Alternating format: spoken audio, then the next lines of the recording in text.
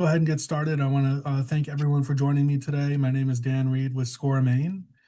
If you're not familiar with SCORE, we are one of the resource partners of the Small Business Administration, where we provide one-on-one small business mentoring and workshops just like this one to the public right here in Maine. And we really focus on helping entrepreneurs in the skills around the business of doing a business. And when we do that, we have wonderful organizations just like Maine Community Bank who support us and are generous enough to sponsor this workshop. So I want to say thank you to Maine Community Bank today for being such a huge supporter of SCORE. And with that, I want to hand it over to our presenters who are going to be talking about small business funding today, the different opportunities that are available out there, anything from loans to grants to investment. And with that, I'll hand it over to Joe and Julie to introduce themselves and get us started. Thanks, Dan. I'm going to go ahead and share my screen here so everybody can see that. Let's see. Let me know. Is that presenter mode?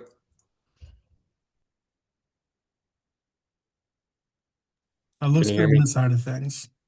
Say again? Looks good Yes, on this side of things. Okay. All right. yes. I can't see anything other than this giant slide, so apologies for that. And my partner in crime here, Julie, will have to call out when there's things in the chat.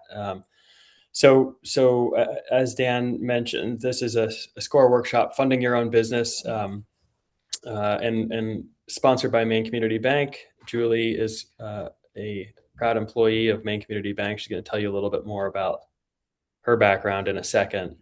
I guess while I have the mic, I'll just say I'm Joe Powers. I'm with Maine Venture Fund, which is a state-sponsored venture capital fund here in Maine, and Julie sits on our board. And even before that, Julie and I have been doing this workshop for many years, probably, I don't know, 4 or 5 years at this point. So Yeah. we enjoy doing it. We're glad you're here, and I'll pass it over to Julie to introduce herself. Great. Thanks, Joe. I'm thrilled to see folks here. As Joe mentioned, I'm a commercial lender here at Maine Community Bank. Many of you may know the former Gorham Savings Bank. I'm a legacy Gorham Savings Bank employee. I'm working on my 25th year as a commercial lender here at this institution. Love, love, love being able to connect with folks that are in all stages of their businesses, whether they're starting, growing, or scaling, and helping to share kind of the words of wisdom that I've incurred over the last 25 years. No two individuals are the same, no two businesses are the same, and how we look to finance them can be very different. And you'll hear that as we go through the slides. So thanks for being here today. And an interactive session is always a best session. I try to use good stories. Joe tries to use good stories as well, but please feel free to use the chat. We'll try to keep an eye on it so that we can understand what may be great ways to help tailor some of the conversation to help you learn a little bit more about the topic and hopefully, launching, growing, or, getting your successful business funded.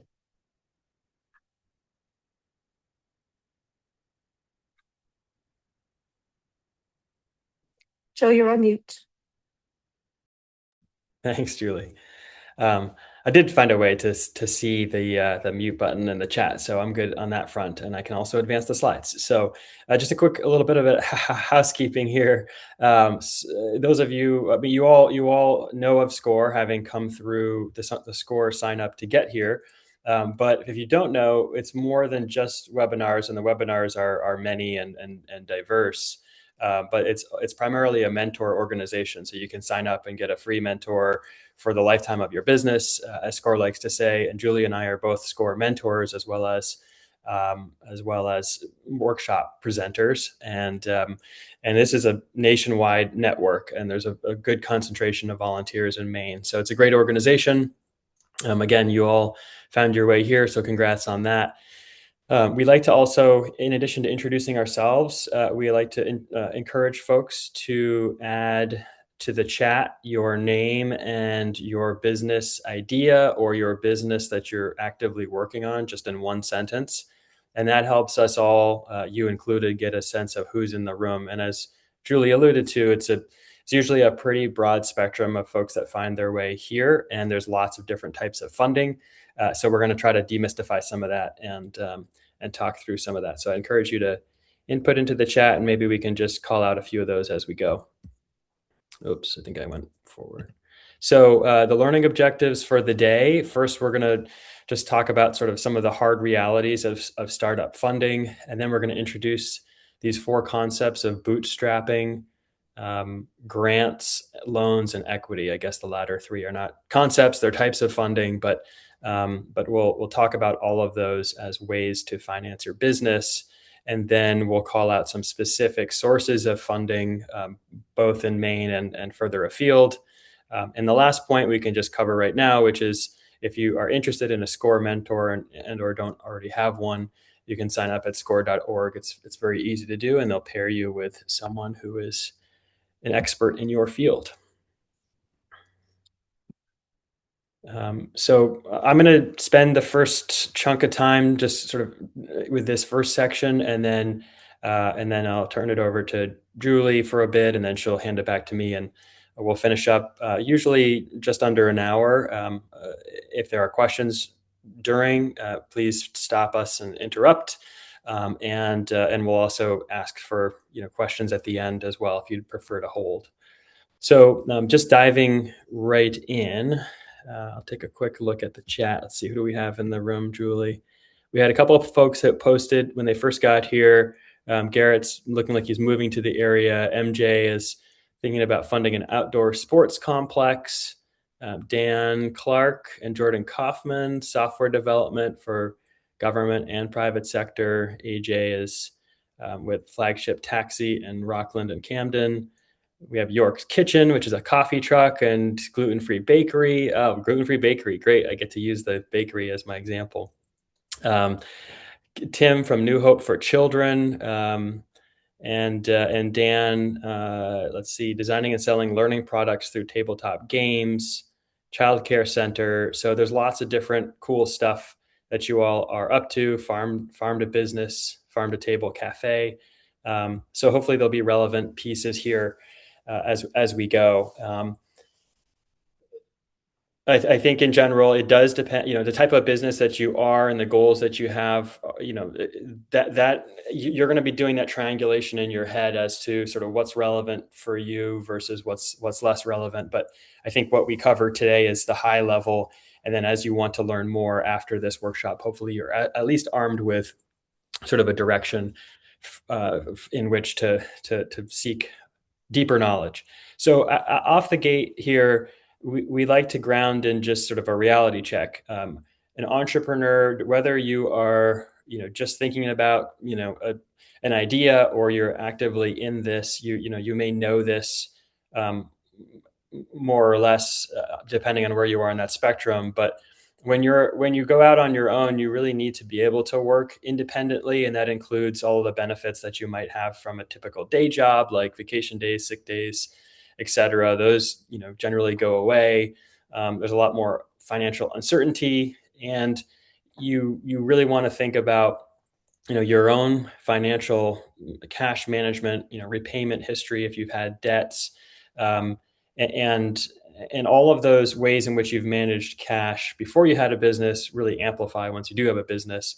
You have to share, deeply detailed personal financial information to get a commercial loan or to get equity. And so sometimes that's surprising to folks. And at the base, we highlight this one. You really need to understand the numbers of your business. And this is understanding how to read financial statements, how to forecast your financial situation, and that's not a tool set that most people have. So you really need to learn that, and you can learn it at any age. There is a great financial literacy workshop through SCORE, which is I think a several series workshop. But that's something that you want to invest time in, and it really pays dividends as you're managing your business. We like to say also there's no free money. Sometimes it's tempting to think, there's just, I just have to figure out where to find it, and there's a pot somewhere out there. But when you think about most businesses, and you look at this chart, most people are, tapping their own personal savings. A lot of people work with the SBA. SBA, of course, is what sponsors SCORE. So you'll you'll find your way there through SCORE if you need to. But then banks, of course, is the big, the big one for most businesses. And then you have combination of friends and family and angel investors, which are wealthy individuals who might be buying a small stake in your business. Venture, further down is venture capital, and that's what I mentioned earlier. That is, I do in my day job at Maine Venture Fund. We'll talk about what that is. So long story short, all of these will require some to a lot of effort on your part, and generally that corresponds with the amount of capital and the strings attached that you're going to get. Um, so again, we'll talk through some of the big themes here as we go. Just as a reminder, this is how we're framing the conversation. We're kind of talking about these four primary ways to fund a company: bootstrapping, grants, debt, and equity. And generally at the earlier stages, almost everybody does some level of bootstrapping. And I think, as you'll hear in Julie and my perspective, generally, like the more bootstrapping you do, the better. And then there becomes a time where you're looking for grants, and eventually perhaps debt and equity. And as the business matures, it's a little bit easier to access those latter two. So what is bootstrapping? Bootstrapping is this concept of, you can think of yourself as like pulling yourself up by your bootstraps. It's trying to make as much progress with the business for the least amount of time and money. And what it enables you to do is get to a sort of a position of strength, such that when the business gets enough momentum and you do need larger amounts of capital that you can't scrape together on your own, by then you've got something to show the bank or the investor who who you're asking for money, and it's much more likely that will be successful. The time component is important too, because bootstrapping is sort of a way to test the assumptions that you have in your business. And when you think about the idea of a business, it's all built on assumptions, right? And so if you were to write those down, the faster you can sort of verify those, or you can sort of check them off as, okay, that I was wrong and I need to test something else out, the better you can quickly get to that stronger business model that really has some legs. And that's where you want to be spending the majority of your time. And it's very easy to spend years and a lot of money kind of flailing if it's not done in a more calibrated way. The process, that sort of typical process, again, at a very high level, is to create a minimum viable product, or an MVP. And this is basically a miniature version of your business. And this is sort of, again, getting back to the idea of, can you test those assumptions as efficiently as possible? So going to the concept of the gluten-free bakery, right? Let's say I have a sense that there's a real demand for some of the recipes that I do in my kitchen, and I think I can make a big business out of this. One way I could do that would be, you go down to Main Street and you lease a space and you buy a bunch of kitchen equipment and you hire a bunch of employees. You get a big loan, hang a sign outside, and you hope customers show up. That, for obvious reasons, could be a little bit risky to do it that way. So a lot of people will bootstrap first, right? They'll say, okay, I've got a good recipe that I have a hunch other people will like. So how can I get out and test the assumption that they will buy this without spending all of that upfront capital, that upfront money? So there are lots of ways to do that. I could, go to a farmer's market and, pay a smaller amount for a little tent on Saturdays and talk to people and understand what they like about the products and what they don't like, and maybe tweaking the recipe and going back the next week and bringing something different. And so it's this concept of getting out there and selling, or getting that feedback and rinsing and repeating and really fine tuning what you're offering. There's a whole book on this. It's a really easy read, but it's a really helpful read, called Lean Startup by Eric Ries.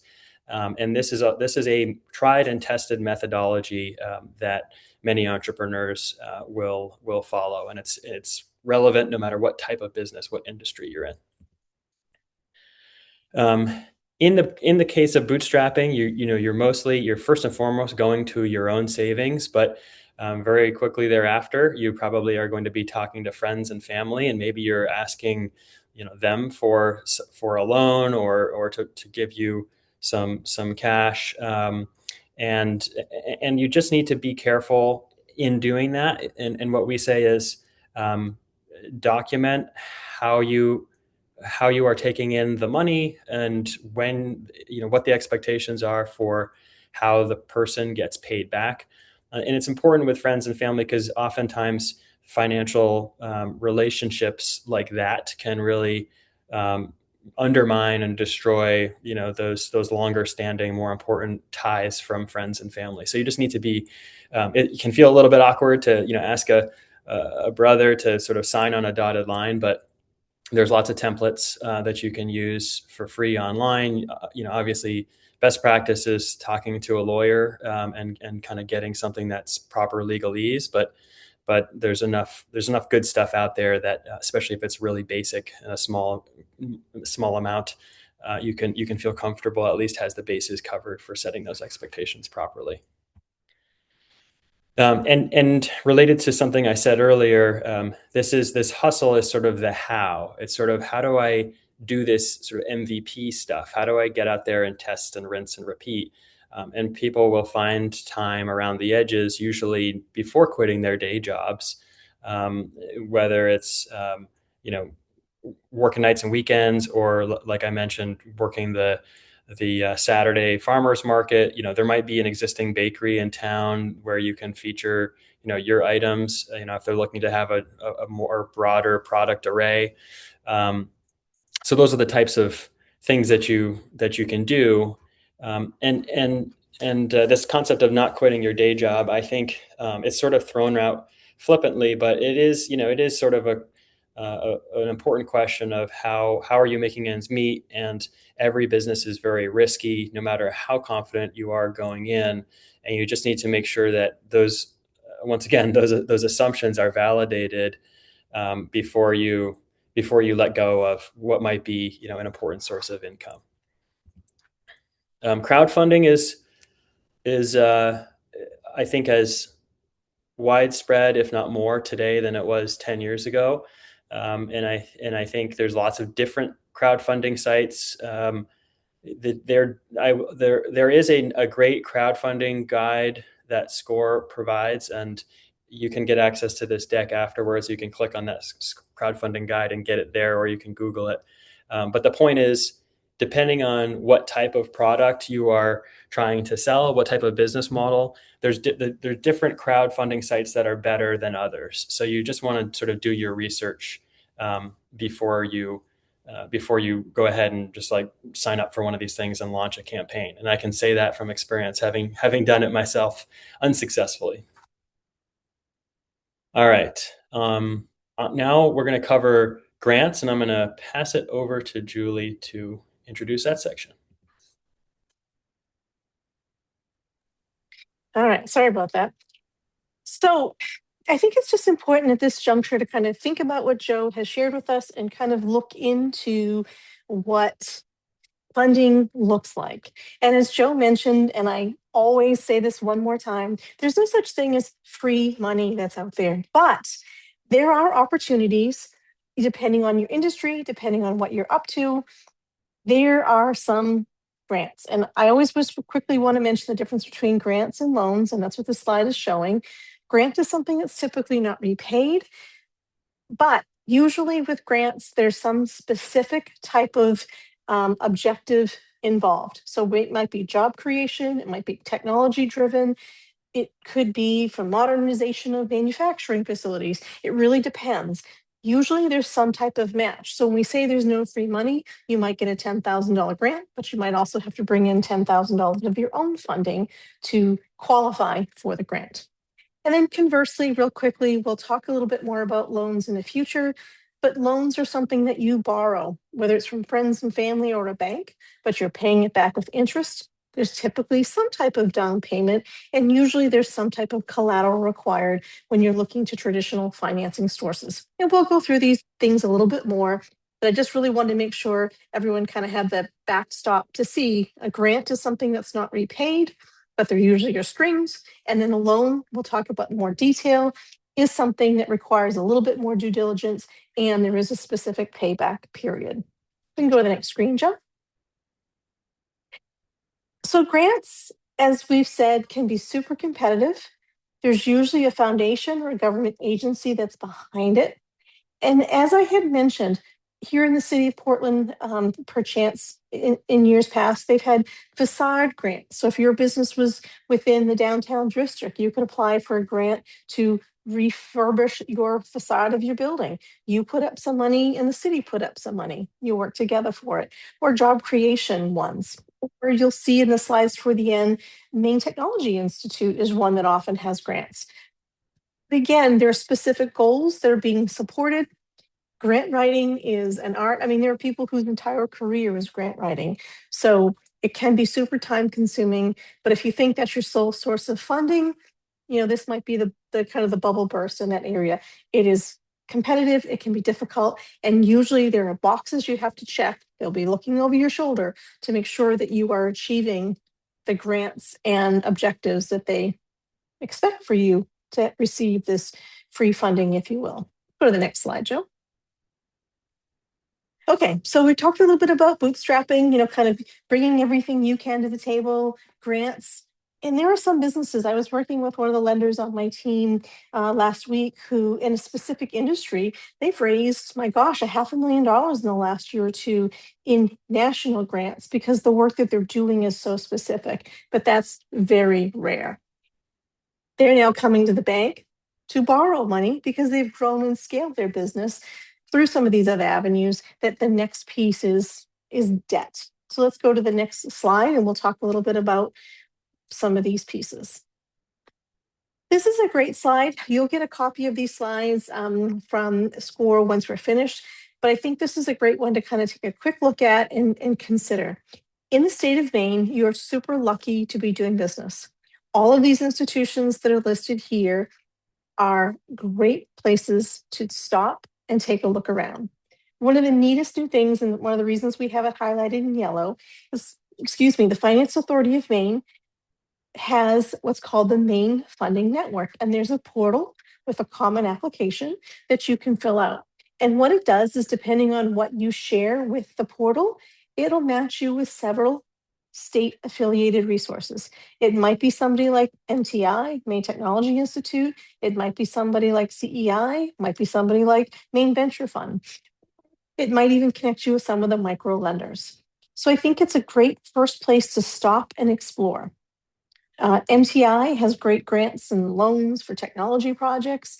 CEI has something called the Wicked Fast Loan. And if you go to the CEI, the Coastal Enterprises website, and look at the Wicked Fast Loan option, for some businesses, this can be, just a super fast and easy way to get access to capital. And then micro lenders, somebody like Community Concepts. If, for example, maybe you don't quite qualify for bank financing or funding, working with a micro lender can often be a great landing spot to achieve some financing for your business. If your business is doing business in a rural area, please go check out the USDA programs on their website. I run into these folks in all kinds of places. Here, my office is located in downtown Portland. Downtown Portland isn't in a rural area, but if your business is rural, I highly recommend you look at the USDA. They've got some great programs and some great people who work for that institution that are looking to deploy some capital in our communities. This piece is, wherever it is that your business is doing business, call the Economic Development Office. In the city of Portland, we have a loan fund. City of South Portland, the city of, I think the town of Gorham, the city of Westbrook. And then there's also something called Southern Maine Finance and the Greater Portland Council of Governments, GPCOG. So if your city or town doesn't have its own loan pool and you're in York County, Southern Maine Finance is an agency that has some micro loans that they can deploy. And then if you're in Cumberland County and your city doesn't or town doesn't have a direct loan pool, Greater Portland Council of Governments can be another great option. So definitely check out those websites depending on where your business is located, and be in touch with the folks in your town or city hall to find out what's going on and what they're doing for businesses. Next slide, please, Joe.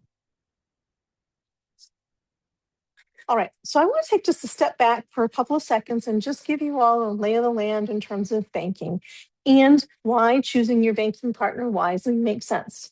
Many of you may know there are lots of different kinds of banks. There's big national banks like Bank of America, M&T, Chase. There's regional banks like Camden, Key, Mascoma.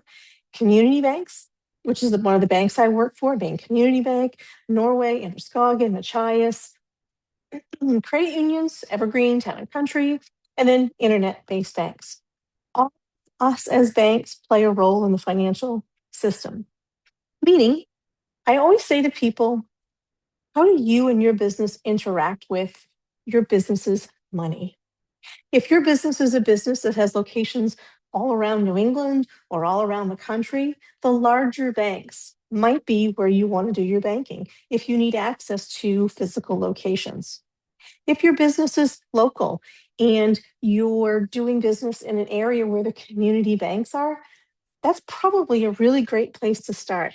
The community banks and the credit unions, they're owned by their depositors. So as a customer, you own the institution.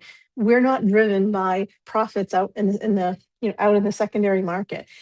But your lenders are folks and the bankers are folks who live and work and lend in your communities and are very tuned in to what's going on in the small business space as well as the funding space. So getting to know folks in your banking sphere is super important. And just thinking about where you do, how you interact, how your customers are paying you. Do you need ACH? Do you need online access? Do you process credit cards? There's so many ways that your customers will work with you. Do you take checks and cash? All of those things play into where your bank is and how you'll choose your bank. And for many people, the internet-based banks can be just fine. But as a small business owner, what I caution all of you about is sometimes in banking, you actually need to talk to a live person. So banking in these smaller institutions, your community banks, the banks where you are a depositor as an owner, can often be institutions that can be much more user-friendly to help you navigate all of the pieces you need to pull the financial legs together on your business stool. You can go to the next screen, Joe.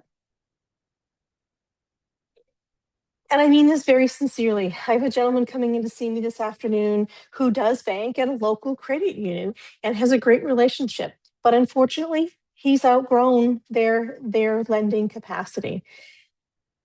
And the most important point, if you take nothing else from this slide, is that please don't wait until you need money to start the process. Securing financing takes time. All different banks have different kinds of products, services, interest rates. And what I think is most important is to think about where you feel comfortable. And your banking relationship should be viewed as long-term. Where's your business growing? Where is it scaling? How do you need access? Like I said, do you process credit cards? Does your business need a credit card? Do you need a line of credit? Do you need equipment? Will you have lots of checks? Are your customers all over the country? Thinking about that piece of how your money comes together and choosing that banking partner wisely will help your business in the long run. We can go to the next slide. All right, so let's talk a little bit about a bank loan application. Or if you're working with even some of the smaller lenders, the micro lenders, these pieces of the puzzle are pretty similar. If your business is new, if your business is growing, you'll need a business plan, and you'll need a business plan with complete financial projections. And when I say complete financial projections, I mean the first year is annualized, the first year is done month by month. Years 2 and 3 are annualized. SCORE mentors are fantastic, helping you vet your business plan and really work through your projections. If your business has been in business for a number of years, we will start looking at your business tax returns. But if your business is really growing or scaling or opening another location, that business plan and those projections are still very relevant. What you want to be able to do is to demonstrate to the banker, can my business afford to borrow money? Your personal background and your resume should always be part of your business plan, because what you're trying to navigate in this process is showing somebody who is a decision maker, yes, I know what I'm doing. Yes, I have industry experience.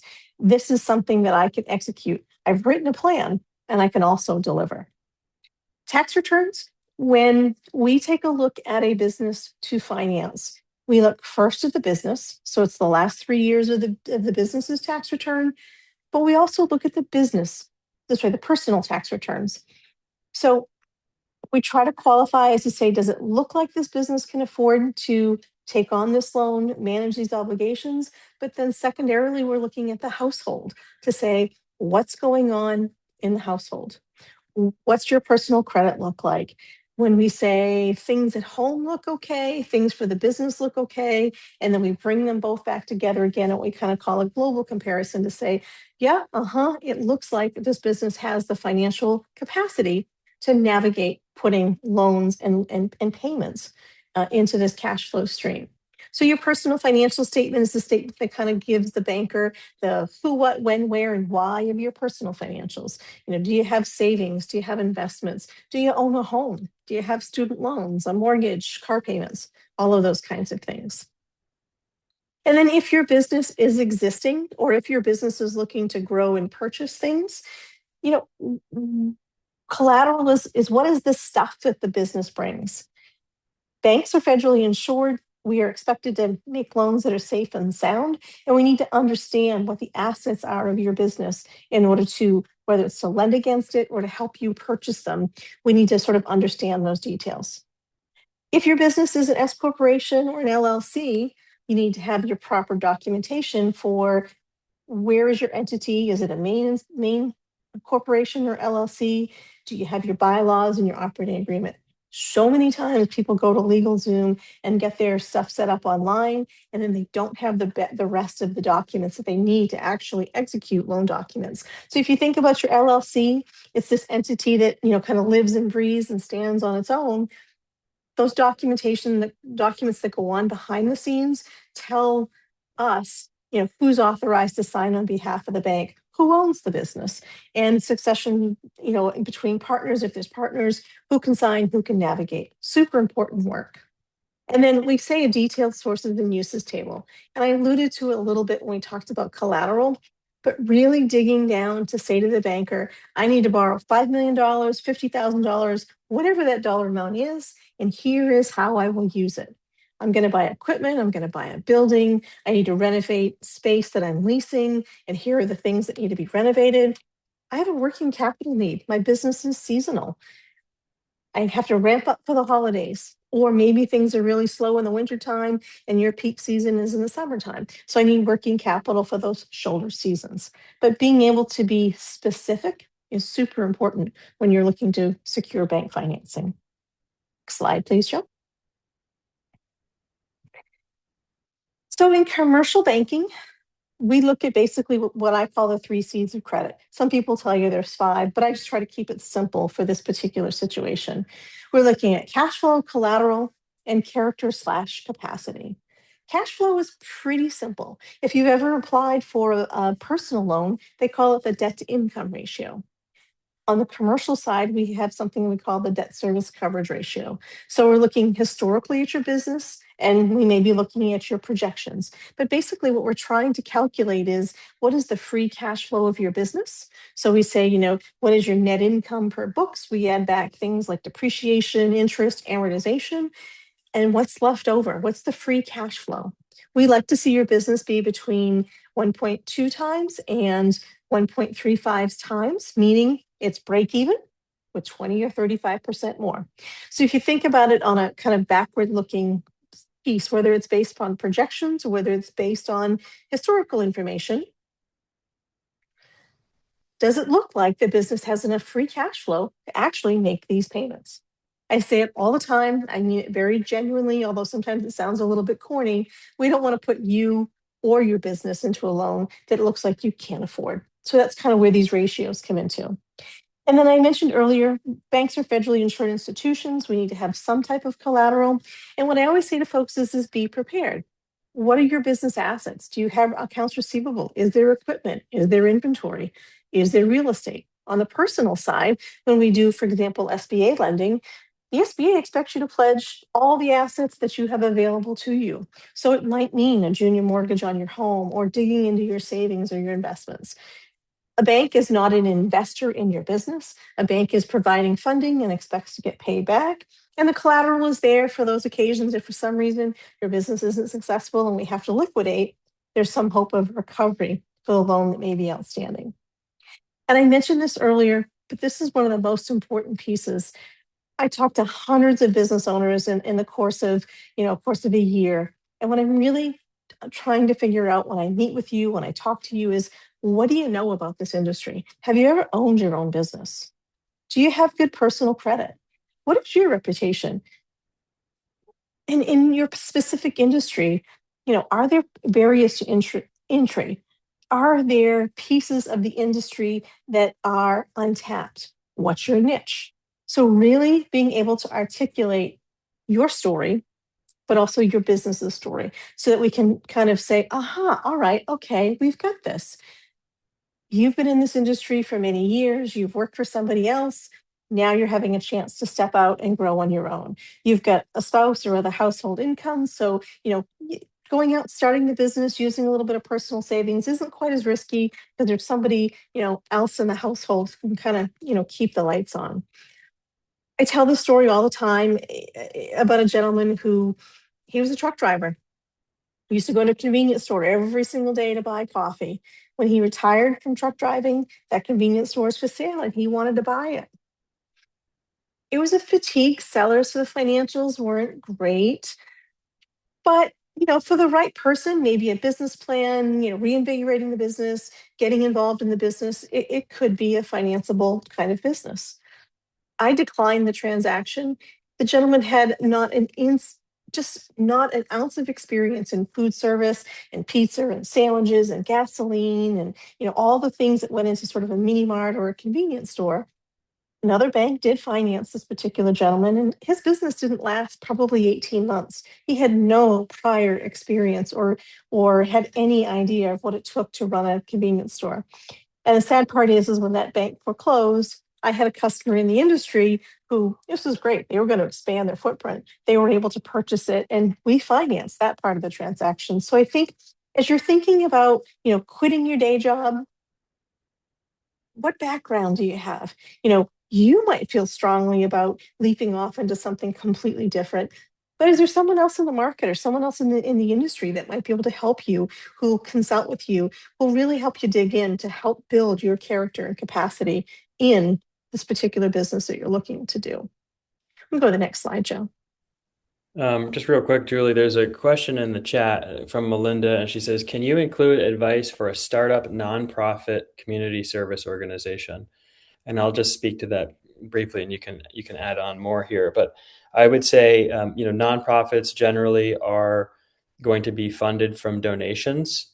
They may or may not have a business model that they earn revenue from.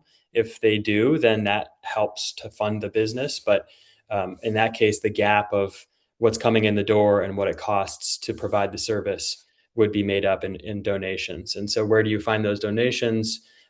Can be a variety of sources, but depending on the impact you're trying to have with your nonprofit, if it's community service, presumably there's community foundations or other, there might be even banks in that community or others who, could see this as something that they would want to sponsor. And again, it doesn't necessarily mean that you would have donations. If you have a strong enough business model and you can provide your service with somehow by charging, your customers, then you would sort of finance like any other business. And you might also, in addition to, donations, revenue coming in the door, you might go to Julie and talk to her about a loan. Debt is something that, nonprofits and for-profits could seek, and grants for that matter. It's not very likely that equity makes sense, and we'll get to why that might be the case later. But anything else you would add to that, Julie?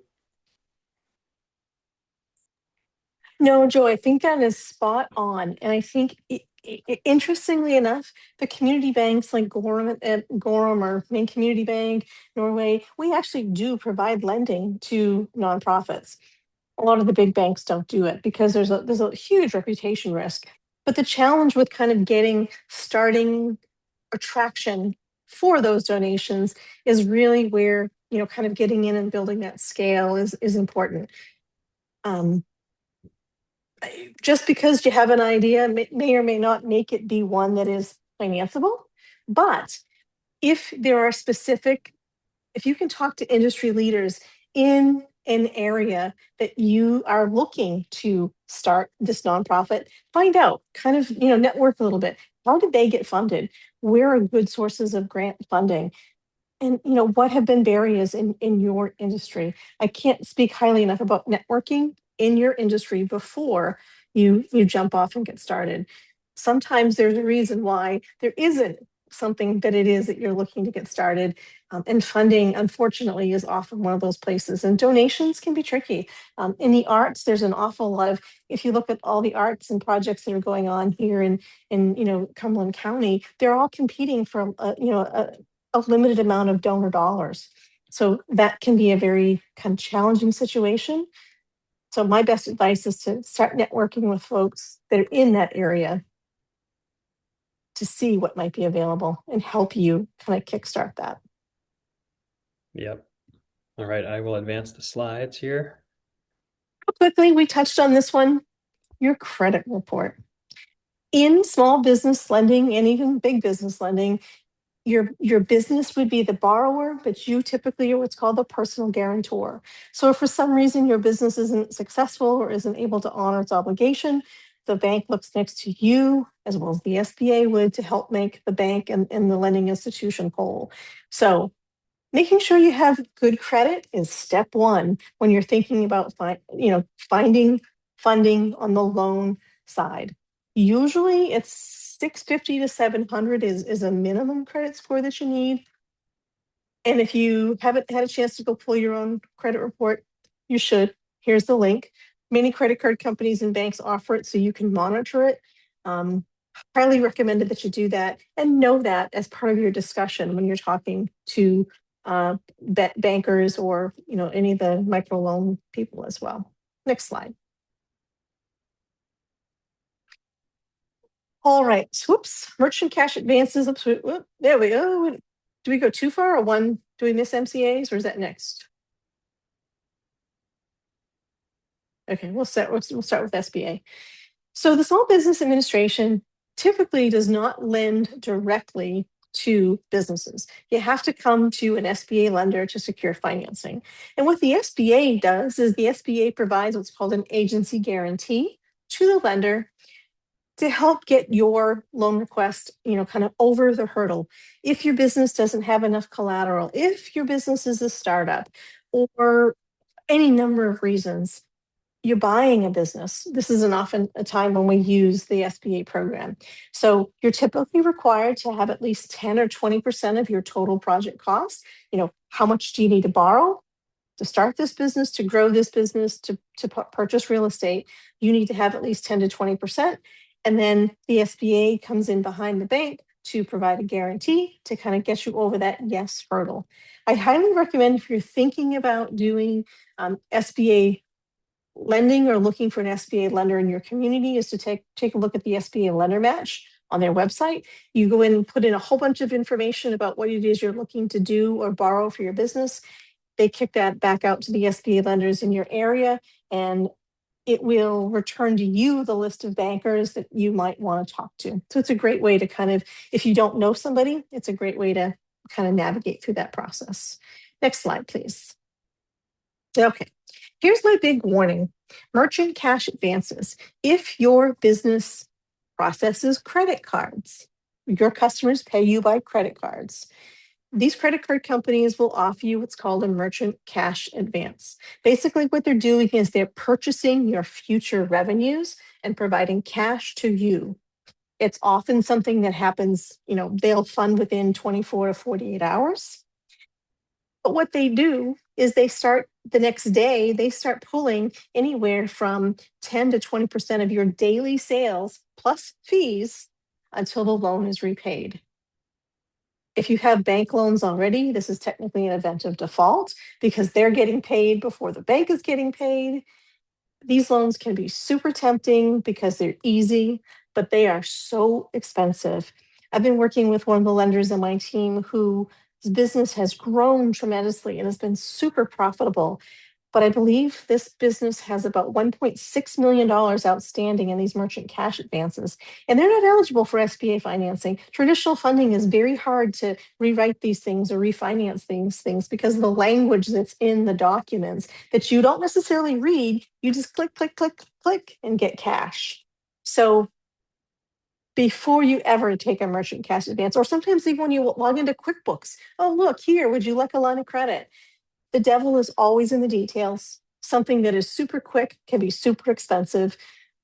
I always encourage you to reach out and talk to traditional financing first because it's usually less expensive. We will work with you and your business to determine what's the best type of financing. Is it a line of credit? Is it a term loan? How do we help you and your business be successful when it comes to borrowing? And often with these merchant cash advances, there's just so, once you get into them, it's hard to get out of. And while it may seem great to have cash quick, the strings that are attached to it are they're not great strings to have attached. Next slide, Joe.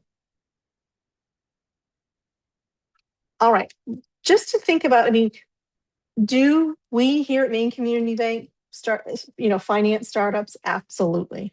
Do we help people grow? You betcha. But what's really important for you to understand as you're thinking about funding for your business, what is best for you, what is best for your business, and understanding there are just some things that banks aren't going to finance. If you don't have any previous experience in this industry. If there's absolutely no collateral, well, that's not necessarily a complete barrier because the SBA doesn't decline loans when we're working with the SBA for lack of collateral. But I had somebody who come in recently and they wanted to borrow $500,000 to open something. They were going to do all this work in leased space. They had no experience in the industry. They just thought it was really cool because there wasn't one of these kinds of businesses in Greater Portland. And I mean, I don't know about you, but $500,000 for an industry you have no experience in, for something where there's no collateral, that's just a hill that's far too steep to climb. So thinking about being reasonable with your funding request, what is the size, shape, and scale of your business? And then, if you don't have cash flow to support it, or if this is your only source of income, I think Joe and I talked earlier about, please don't quit your day job. Kind of get this growing, kind of get this started, making sure whether it's through pop-ups or, other ways, how do you demonstrate that your customers are coming to you? Will even buy what you're putting out there in the marketplace. Other things that we can't finance on the commercial side are personal expenses, ongoing losses, what's been going on in the past. Or if you're planning to expand your business and you don't have a plan, oh goodness, making sure that you know your numbers, you know where your business is headed, where it's been. Because taking on debt is putting some other stress on your business. So being smart to borrow the funds is super, super important. Next screen, Joe. All right, I think next we're going to jump into equity just a little bit.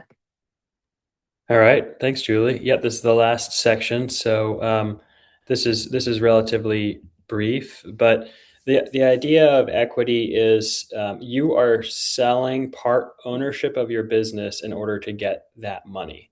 So it's different than debt in that you're not selling any part of your business with debt except you have those monthly payments with interest. In this case, you sell that part of your business and then there's no monthly payments, but the expectation for the investor is, hey, this company is going to grow to some large level in the future, and then at that point, the early investors will get paid back either by the owner of the business selling their business to someone else who buys out all the early investors and the owner of the business, or just some other investor comes in and puts a lot of money into the company and allows the early investors to get out. And it sets in motion sort of this sort of high pressure expectation that you're going to grow substantially, and not just 10% a year, but 100% a year maybe for quite some time. And I should say that some companies are set up, with this as a goal, and some companies they do want to just grow 10% a year, or they want to remain, the same size. And there's no one is not better than the other, but it does mean that if you are, for example, you're a restaurant and you want to maintain, a nice profit margin, but you're not going to be franchising this across the country. Again, great business, but probably not something that you would seek equity funding for because it doesn't have that growth profile. And this slide is a little bit chock-a-block with some terms that you might have heard, and just to sort of define some of these. So private equity, as a term, just means ownership in private companies, and that's opposed to public equity, which is stocks. And then private equity versus venture capital or angel investment. Again, a couple more sort of terms you may have heard thrown around. The difference between those two is sort of private equity investors buy the majority of businesses and control them and their decision making, and venture capital and angel investors will buy a minority stake, i.e., something less than 50%, and the existing owner maintains most of the decision making. But the venture capital fund or the angel investors do get decision making, and so that's where the sort of buying, selling part of your company comes in. And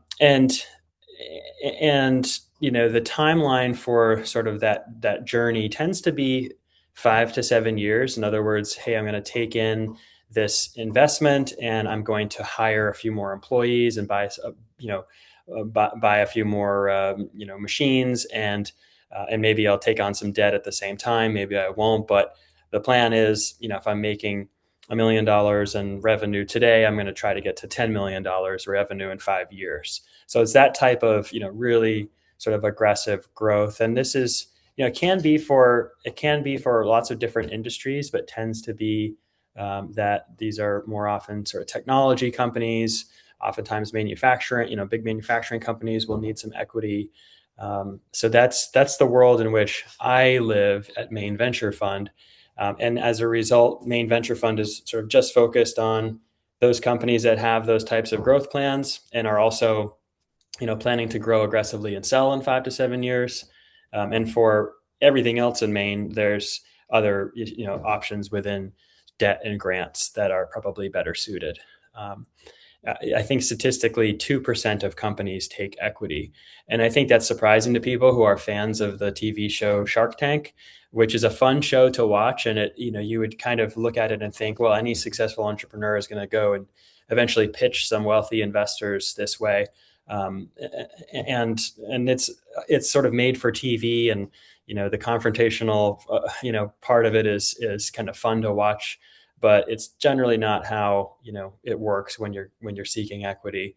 It is again, like you'll hear them, for those of you who know the show, you'll hear them sort of barter about how much of the company are they buying for how much cash, and that's effectively the underlying economics of it. But it's very far from that type of gunslinging type of arrangement. So just kind of a funny reference point, but a little bit I think misleading if you're looking to that as your model for angel investors or equity.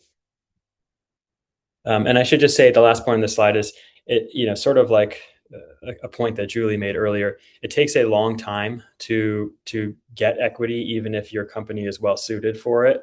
It can take 6 months. So you might if you're thinking that equity is one source of capital that you might want in the future, it's never too early to start conversations with people like myself. And if it's too early, worst case scenario, we're on each other's radar and we can sort of manage that communication as you make progress. But if it's, if you need money in a month, it's usually a little bit too late by that time. And similar to a point I made earlier with sort of the friends and family documenting any of that, you will have lots of documents with equity and with debt for that matter. But the point is, there's probably 100+ pages of legalese that come along with taking equity. And that's one of the reasons why it takes a long time to put an equity round together. There are lawyers involved. Typically it's, it can easily be $10,000, $20,000 just for the legal fees. And that's usually to bring in $500,000 or more. So it's a small part of the overall fundraise, but it's still significant. So think about that. And if you're considering this seriously, then I would highly recommend reading Venture Deals. This is like Lean Startup for bootstrapping. Venture Deals is really the Bible for anyone who's considering equity, and it kind of helps you demystify some of the language. And I probably used a lot of terms that you don't hear every day, and if you dive into this world, you'll hear even more, and you'll get really confused. And this is a great book to help guide you. All right, so that is a wrap with respect to the 4 buckets. And then we promised at the outset that we were going to sort of point you towards some main resources. So generally, this is a helpful slide because it sort of asks the question, well, how are you funding? And maybe you partially answered that in your head today, or at least got a little bit of a better sense of direction there. And then based on that, what are the main funding options? So within this eye chart of different organizations, there are grant providers, equity providers, there's accelerator programs and competitions. We didn't list all the banks here, but suffice it to say there's probably just as many banks as there are other organizations here. Not quite as many, but there's a lot of debt options out there, and certainly Julie listed a few on the slides that where she pointed that out. And then lastly, we have a funding guide that, again, for your reference when you have a chance to read it with more time. But this basically is a guide for helping you to steer towards what type of funding based on the business that you have, and what the pros and cons of each of those are, all stacked up apples to apples next to each other. So Julie, I'll let you wind us down here with the last couple slides. Sure, and we do have a question in the chat we'll come back to. Really, the most important thing to understand is that if you're thinking about growing, starting, expanding, purchasing a business, businesses need outside cash to grow. Typically, profitability is what drives a lot of businesses. You have revenue, expenses, and there's something left over. But oftentimes, outside sources of cash, whether it's a line of credit, whether it's using a corporate credit card, whether it is, getting equipment. And I think that I can use this example to speak to AJ's question. Where does leasing fall into the equation? If you have access to be able to lease some equipment for your business, and oftentimes manufacturers will provide very generous leasing terms. Sometimes you can lease for 3, 4, 5 years with a $0 buyout at the end, so that you actually own the equipment at the end. Or maybe it's equipment you want to be able to turn back in, like a car, because technology changes. But leasing is a great way, because the leasing companies are usually motivated to move their equipment, get it into your building, into your facility, into your business, and then provide very favorable terms for you to be able to, pay back over time. They may be able to do a longer lease term than a traditional loan would do. And many times, AJ, leasing is no money down. So while, as you're growing a business, sometimes that's a great way to kind of, conserve cash flow. But depending on the terms of the lease, and just like anything, understanding the terms is really important before you get into that type of arrangement, because it is debt. If you don't pay that back, they'll come and take the lease out of your facility. So outside borrowing, whether it's leasing, banks, microloans, grants, equity, angel investors, borrowing from family and friends, they all have upsides, but they all have downsides. And I think if I say this a zillion times a week, I say it a zillion times a week, you want to leverage the upside, minimize the downside. So, bootstrap where you can, reinvest in your business where you can. And then, when you bring that outside money in, know that there's somebody else who's going to have some type of say about what's going on in your business. So kind of keeping that in the back of your mind. Understanding growing takes scale, takes cash, but just kind of understanding those terms and conditions is really, really important to help you navigate and make good decisions for your business. All right. Well, I think that's a wrap. We have a sort of a score slide here, and then another plug to sign up for Score Mentor if you don't have one. But other questions in the chat, we'll hang around for a few minutes if there are remaining questions. Thank you all for joining. Yes. Happy Wednesday, and thanks for taking the time to come out and listen. Thank you so much. And as I was saying, if you have any questions, please feel Are free to you use ready? the raise your hand Oh, function, or you sweet. can type it in the chat. I love it. She's ready with this. Right here. Let's go get her. Oh, sorry about that. If you have any questions, please feel free to use the raise your hand function, or feel free to unmute and you can ask, or you can ask it in the chat. Otherwise, thank you so much for coming today, and we hope to see you soon. Thanks, Dan, as always. Thanks, Dan. Thanks, Joe. Thanks, Julie. Bye-bye.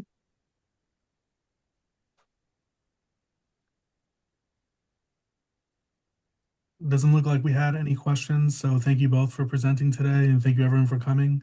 Hope you have a great rest of your afternoon. Thanks, Dan. See ya. Bye.